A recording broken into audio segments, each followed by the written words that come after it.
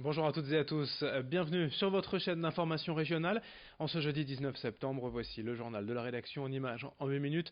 Ensemble, un tour de l'actualité dans la région. D'abord vos prévisions météo avec quelques nuages résiduels ce matin sur le littoral de la mer du Nord, partout ailleurs déjà du soleil. Et cet après-midi, le ciel bleu va se généraliser. Tout le monde profitera d'une belle journée aujourd'hui dans la région, avec des températures quasiment de saison à 1 degré près, 19 degrés à Lille, 18 à Saint-Omer et à Calais, 17 à Boulogne et à Dunkerque. Les prévisions météo complètes bien sûr après ce journal. À la une d'abord dans l'actualité de la région, la campagne de récolte des betteraves à sucre a démarré cette semaine. Les Hauts-de-France sont simplement la première région de production de France, mais la filière est en grande difficulté depuis plusieurs années. En cause, les prix du marché de plus en plus bas et la concurrence mondiale. Certains agriculteurs ne parviennent plus à être rentables aujourd'hui et il faut en plus composer avec le climat et la sécheresse de ces dernières années. Les rendements 2019 s'annoncent ainsi moins bons que les précédentes années car si la sécheresse permet à la betterave d'être plus riche en sucre, le manque d'eau ne lui permet pas de bien grossir. Explication avec une productrice dans les web au micro de Florine Curec. Les changements climatiques nous étaient plutôt bénéfiques. Là, on est rentré plutôt dans des années de sécheresse.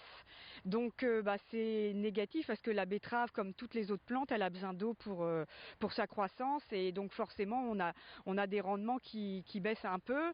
Et en plus de ça, on a des prix de marché en betterave qui sont au plus bas. Donc, c'est vrai que le secteur de la betterave est un peu en difficulté depuis un an ou deux. Et on espère que ça va repartir, que les indicateurs vont repasser au vert, notamment au niveau des marchés mondiaux, parce que depuis 2 ans, il n'y a plus de quotas et on est pénalisé parce qu'avant on était un peu protégé en Europe et que maintenant on est sur le marché mondial et le cours du sucre est au plus bas depuis 2 ans.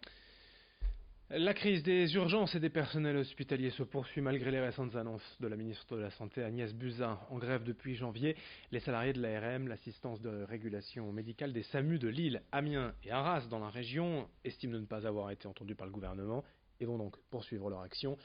Tout comme les personnels des urgences, les agents des SAMU réclament plus de moyens humains et matériels. Leur demande principale, c'est aussi et surtout la prime de risque. L'ARM est le seul service de santé à ne pas la toucher. Aujourd'hui, 75% des salariés se déclarent en grève et ont prévu de manifester avec les urgences cet après-midi à Lille. Explication au micro de Rémi Desremeaux. On va continuer à expliquer que les mesures gouvernementales proposées sont de la poudre aux yeux, que les 750 millions annoncés sont étalés sur 4 ans, mais en fait ça ne correspond même pas à la moitié du budget annuel du CHU, donc c'est rien du tout. Et en plus avec probablement une origine douteuse, puisqu'on pense que ça a été pris sur d'autres services, et ça va être affecté à des choses surprenantes, comme par exemple la refonte des SAMU, qu'on va en fait réorganiser en intégrant des services qui existent déjà. Plus de la moitié des sommes pour ça. Ça ne créera pas de lits, ça ne créera pas des effectifs supplémentaires, ça n'augmentera pas les salaires puisque quand même c'est une demande forte et ça n'empêchera pas les maternités de fermer. Un mot d'emploi aussi dans ce journal après les difficultés économiques et sociales qu'a connu Arc International ces derniers mois. L'entreprise va mieux et devrait enregistrer des résultats en hausse cette année. Il y a encore beaucoup à faire pour retrouver l'autonomie financière, mais aujourd'hui, environ 50 postes sont à pourvoir chez Arc, ce qui est toujours un bon signe pour une entreprise. De plus, la société lance de nouvelles marques et va s'appliquer à réaliser un tiers de sa production à partir de verres recyclés. Les projets ne manquent pas et les recrutements non plus. Explication au micro de Corentin Escaillé. Au niveau des ventes, on continue sur le dynamisme des années précédentes, mais cette fois-ci, petit à petit, on monte en gamme et on vend nos produits sur lesquels on amène le plus de valeur ajoutée. Ça, c'est un axe important sur les ventes, mais il y a le deuxième axe qui est l'amélioration de nos coûts de production sur les départs en retraite. On utilise les départs en retraite pour améliorer la partie main-d'œuvre de nos coûts de production, et puis aussi des investissements qu'on est en train de réaliser pour mécaniser, à la fois pour, je dirais, être capable d'être plus productif, mais aussi pour améliorer les conditions de travail, ce qui est un des points importants de Synergie 2020. Dans le reste de cette édition reportage à l'Homme, près de Lille, à l'école Ferry de Maury, où depuis la rentrée, 6 élèves d'IME, d'Institut médico-éducatif, viennent 2 matinées par semaine partager un temps en classe avec des enfants de maternelle. Un échange, un décloisonnement bénéfique à tous. Si les enfants de l'IME se sont adaptés comme si de rien n'était, les autres avaient évidemment quelques questions auxquelles il a fallu répondre pour expliquer tout simplement le handicap. À l'arrivée, l'intégration s'est faite naturellement. Alors pour l'instant, ils n'ont que 6 aux enfants de l'IME à venir ainsi à l'école, mais face aux premiers résultats positifs, cela pourrait vite augmenter.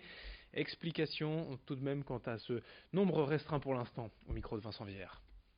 Pas plus parce que on veut y aller tranquillement, sûrement et faire les choses bien.